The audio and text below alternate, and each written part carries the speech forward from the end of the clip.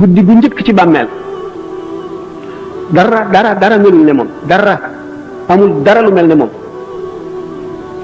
ku ko dul xalaat loola neex defal waaye faaw nga jaari ca foo mën a jaar danga ci jaari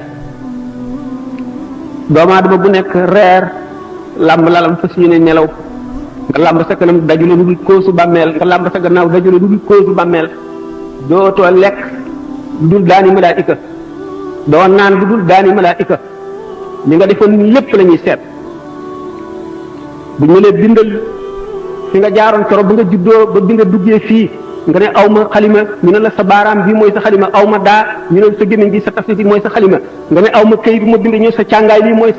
sa këyit nga bind keroog bi nga ne bi nga juddoo daanu ci suuf ne bee nga bind la tàmbalee foofa ba keroog bi sa roo gi génnee lépp da nga ko bind bu ñu wax mbirum mbëgalu bàmmeel yàlla na ko yàlla umpaleel li ma waxoon lépp du dara ci kanam mbëgalum bàmmeel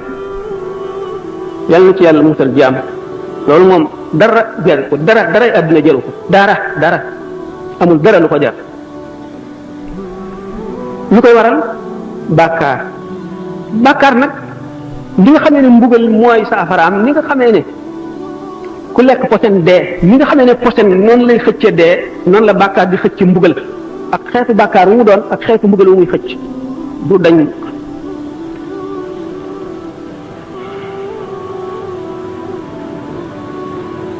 loo tax ñu ne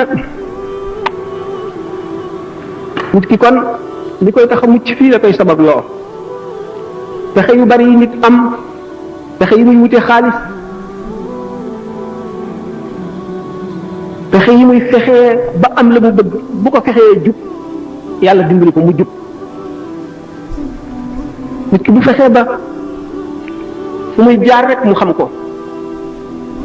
di dem ci béréb yoo xam ne daf fay dégg lu koy fàttali ëllëg ak lu koy delloo ci yàlla wattandiku li ñu tudde majaalisu shaqaawa mooy jataay yi nga xam ne jataay yi texee di la jataay bu lay fàttaloo yàlla di la fàttaloo sa ëllëg nga wattandiku ko wala nga di ko néewal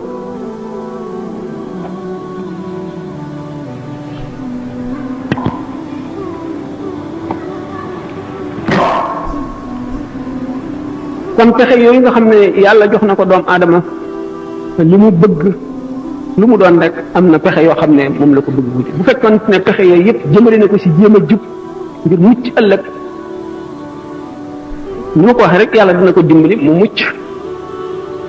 ndax ñi la wut xaalis jaral li la wut jàmm jaral bu la ko jub jaralee nga da nga jub